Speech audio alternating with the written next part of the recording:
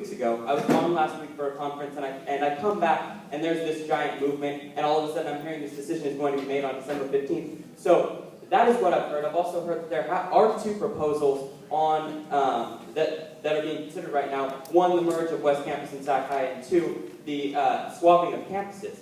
So I am quite skeptical of this design team and whether or not its voice will actually be heard, if the board is actually going to be making this decision on the 15th or not, which is why I do want to address to you, Mr. Arroyo, and to the entire parent population here, the student opinion on this issue. I believe a lot of students feel the same way, or can convey to you exactly what I'm about to convey.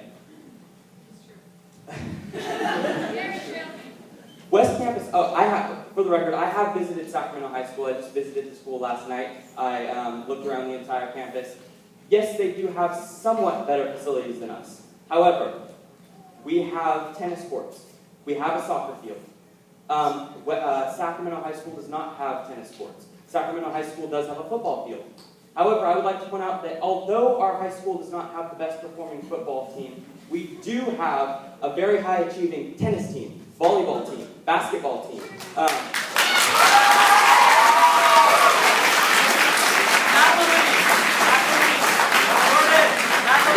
Band, golf. In fact, I would go as far as to say that every one of our sports teams, every one of our programs is successful besides our football team. And I would like to, and that is no fault that's not a fault of anyone. It's the fact that we need to work to improve our football program.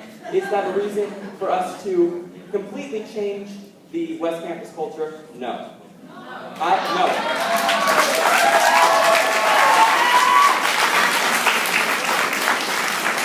I am of the firm conviction that the reason why West Campus High School is so successful is because we are a small school. Because you have the opportunity to do things that you would not normally be able to do. I can tell you right now, I probably wouldn't be an ASB right now. I probably wouldn't be the student body president of my school if I did not attend a small school where I felt as though freshman year I could win an election.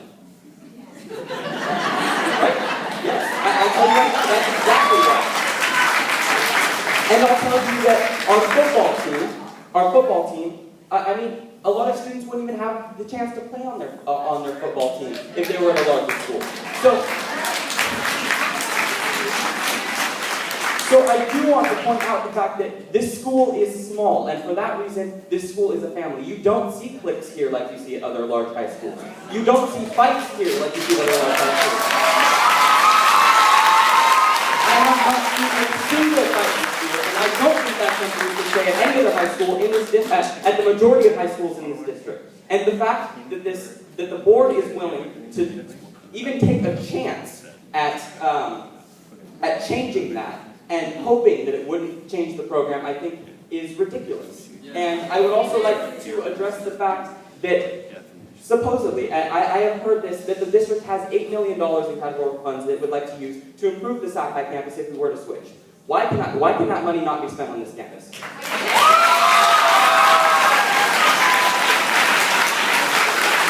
And why this district is so bent on allowing the 100 or so other students that do not, and I would also, I'm sorry, ma'am, I would like to just correct the statement that you made. There are not 2,000 students that were qualified.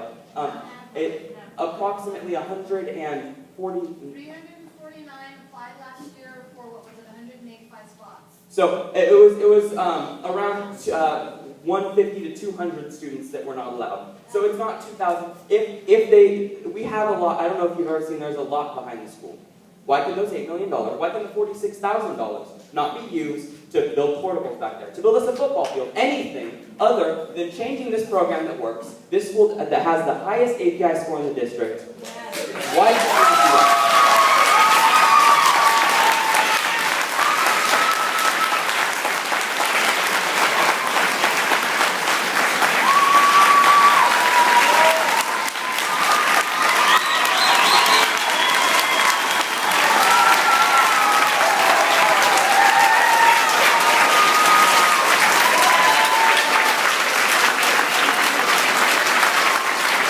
So the last last statement I want to say, that actually was a legitimate question for you, Mr. Royal. Can you please answer that question? Why can we not spend those $8 million, or the $46,000, however much money there is available, why can it not be spent on this campus? Thank you.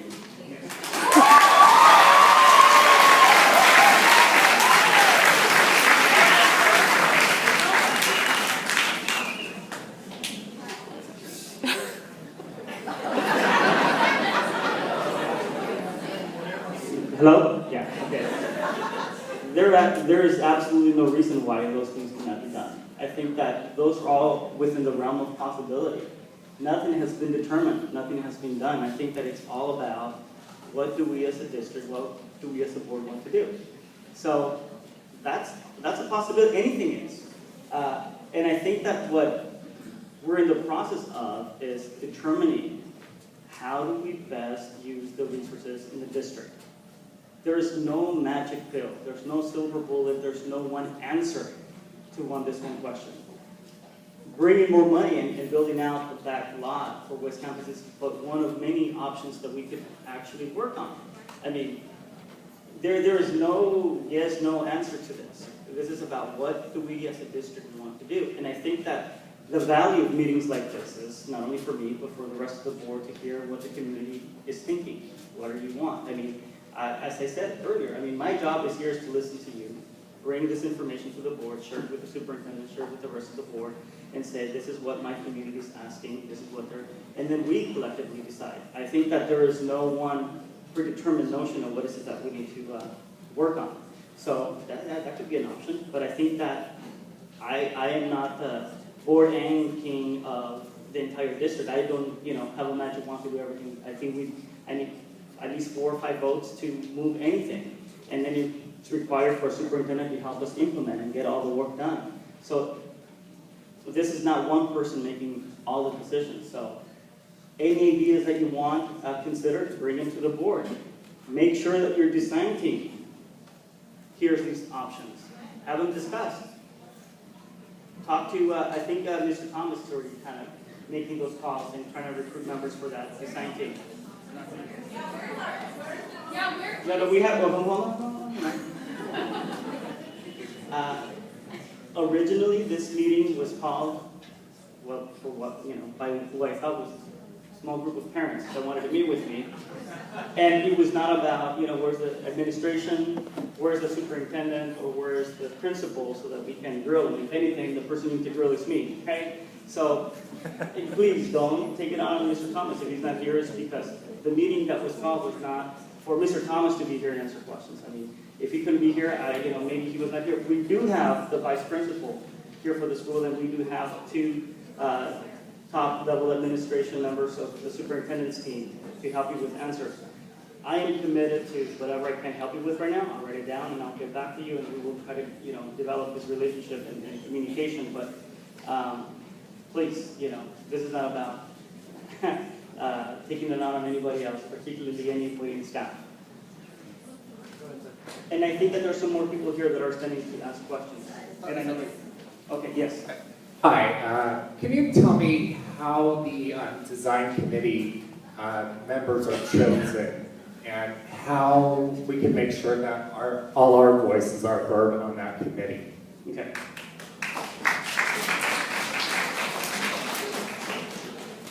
From what I understand, this is a process that the superintendent decided was going to be the way to engage people, right? He has entrusted principals to make calls and recruit members and stakeholders to be part of this design team.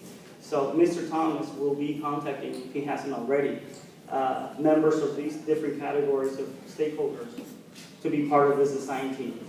I am not in the trenches. I mean, this is kind of like a volunteer job, actually. I have a full-time job, and the superintendent and his team and the principals on site are the ones that carry the day-to-day, the hard work, day in and day out. So I have not heard, I don't know exactly where the process is for the design team for this particular school, but I know that when I talked to Mr. Thomas a few days ago, he mentioned that he had in his to-do list calling people to start creating this design team, and as it was mentioned earlier by Dr. Niguchi, is that They are hoping to create a design team by the week after Thanksgiving, and if not by that week, the following week. So there is time to continue to dialogue with Principal Thomas. Let him know that you want to be part of it. And then, hopefully we have a healthy number of participants and stakeholders to be part of the design team. But it's ultimately up to him to choose the members, is that correct? And I don't know that. I'm not in the trenches. My job is to give direction to the superintendent as part of the board. We don't get involved in the day-to-day. What I would encourage you to do is talk to Mr. Thomas, ask him where he is in that process, ask him what what he's gone through in developing the names that are going to be moved forward to the superintendent. Right now, there hasn't been any, there's been names brought forward. Nothing has been decided. Again, we're not going to do that till after, we're hoping the week after Thanksgiving, as we bring the different groups together. So I would talk to the principal. That's where you go. I guess my concern is that, again, it's rumors, but we're hearing that Mr. Thomas is for closing the campus. Now, hold on. Okay. You've heard that rumor. Don't take that as the word. Unfortunately, Mr. Thomas was not here, and I'm not going to stand here and wait, for words to be put in his mouth. Sure. If that's a rumor, just, please don't walk away from this meeting thinking that that's his position. If he's not here, to make sure that that's his state position. What I would recommend, though, if you're skeptical about the design team process, as a community member, what I recommend is be engaged, ask the questions. There is no way that through this process, we will have 100% of every detail answered, because many things we're still figuring it out. And so what I would recommend is stay engaged, talk to Mr. Thomas, and when you see something that is not clear enough, ask those questions. Send me a question. Email the superintendent and figure out, this is not clear to me. Why 15 people or 20 or 30 people applied and only 10 were selected? That's all within the realm of you questioning. So just because there is a process, it doesn't mean that you cannot either have comments or question it. I think it's your responsibility to question it. As far as being an engaged parent. So question it to me, question it to the superintendent, and make sure that there is transparency and there's accountability in the process. Can I just It's a collective. I am sorry, but this is all a collective work that we need to ensure that gets done correctly. And can I just ask the crowd, and a show of hands, how many people have been contacted to serve on the design committee? There was a phone call thing that went out, I assume, to all parents, and Okay, let's give it a show of hands. it was information. No, it was like in September or so.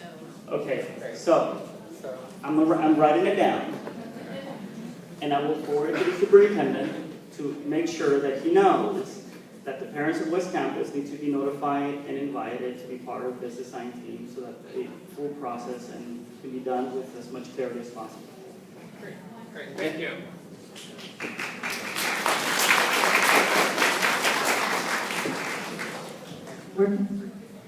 Hi, I'm Maria Martinez, and I know that you heard there's a lot of kids and parents that live outside this district, but there's also a large majority of the kids and parents that live within this district.